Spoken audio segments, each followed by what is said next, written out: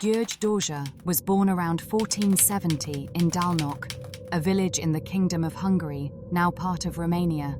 His family belonged to the minor nobility, living a modest life in the Transylvanian region. Despite his humble beginnings, Dózsa's military talents and charismatic leadership would soon propel him into a prominent role in Hungarian history. As a young man, Dózsa joined the Hungarian army, where his bravery and strategic acumen quickly earned him recognition. He distinguished himself in battles against the Ottoman Empire, earning the favor of King Vladislaus II of Hungary. The king knighted Dózsa, a significant honor that elevated his status and solidified his reputation as a formidable soldier. The early 16th century was a period of profound unrest in Hungary. The peasantry suffered under oppressive feudal laws, crippling taxes, and the constant threat of Ottoman invasions. Meanwhile, the nobility lived in luxury, largely indifferent to the plight of the common people. This stark disparity set the stage for a massive uprising. In 1514, Tamas Bakocs, the Hungarian chancellor, returned from Rome with a papal bull issued by Pope Leo X calling for a crusade against the Ottomans. Bakocs appointed Dózsa to organize and lead the movement. Thousands of peasants, discontented and desperate for change, rallied to Dózsa's banner, hoping to find not only religious salvation, but also relief from their harsh conditions. Dózsa quickly gathered a large force, primarily composed of peasants, small landholders, wandering students, friars, and parish priests. These volunteers, known as the Kuruchok, were eager but undisciplined. Despite the lack of adequate supplies and provisions, Dózsa managed to instill some measure of discipline and purpose in his followers. As the Crusader army assembled, the reality of their situation became dire. With no proper support from the nobility or the church, the volunteers faced starvation and deprivation. As harvest time approached, landowners demanded the peasants return to their fields. When they refused, their families were brutally punished. This injustice fueled the peasants' anger and transformed the crusade into a full-blown rebellion against the feudal lords. The rebellion spread rapidly, with Dózsa and his followers attacking and burning manor houses and castles across central Hungary.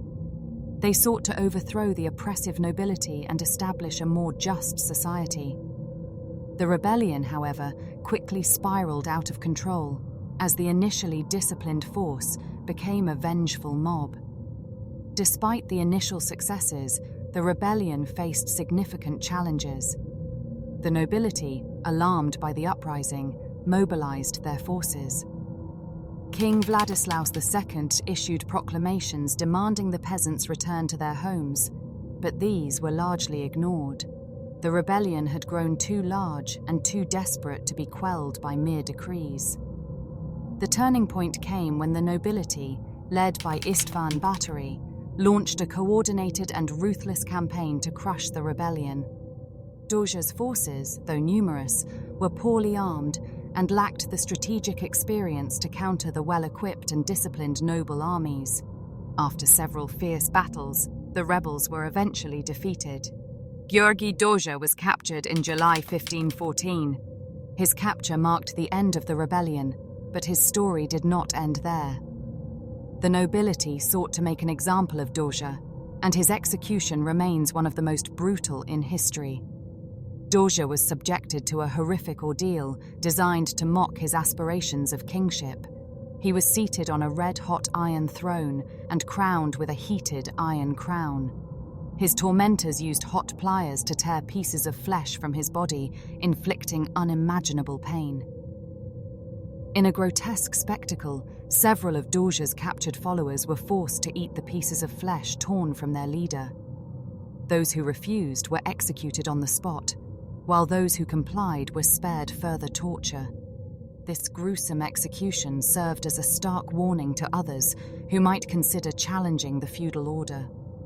Dózsa died from his wounds and the extreme torture he endured, his body a testament to the lengths the nobility would go to maintain their power and suppress any threat to their authority.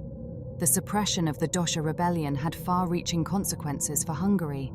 The nobility, fearing further uprisings, enacted even harsher measures to control the peasantry.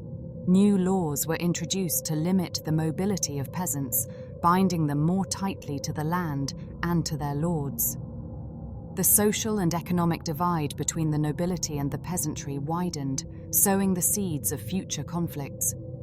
King Vladislaus II and his successors were keenly aware of the need to maintain a delicate balance between the demands of the nobility and the rights of the common people. However, the brutal suppression of the rebellion and the harsh reprisals that followed left a lasting legacy of bitterness and resentment among the peasantry. Despite the failure of the rebellion and the brutal suppression that followed, György Dózsa became a symbol of resistance against oppression. His martyrdom inspired future generations to continue the struggle for justice and equality. Various landmarks in Hungary commemorate his legacy, serving as a reminder of the high cost of resistance and the enduring spirit of those who fight for freedom. The Dózsa Rebellion, though ultimately unsuccessful, highlighted the deep social and economic divisions within Hungarian society. The rebellion had significant implications for Hungarian society. The fear it instilled in the nobility prompted a series of defensive measures aimed at preventing similar uprisings. The most notable of these was the tripartitum, a legal code that further entrenched the rights of the nobility over the peasantry. This code effectively reduced the peasants to a state of serfdom, limiting their freedom and binding them to the land and their lords. In modern times, György Dózsa has been commemorated in various ways. Statues and monuments have been erected in his honor, and his story has been retold in literature, theater, and film. These commemorations serve not only to honor Dózsa's memory, but also to remind contemporary society of the importance of justice and equality. One of the most notable tributes to Dózsa is a statue in Budapest, which depicts him in a heroic pose, symbolizing his role as a champion of the oppressed. This statue is a popular sight for visitors and locals alike, serving as a focal point for discussions about Hungary's history and the ongoing struggle for social justice.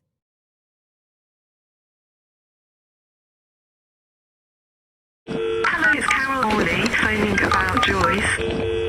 I'm looking for any information, no matter how minor, about... It was so horrendous. She was found in front of her television that was still on for so many years. Vincent, young single woman, was found dead in a bedsit in London.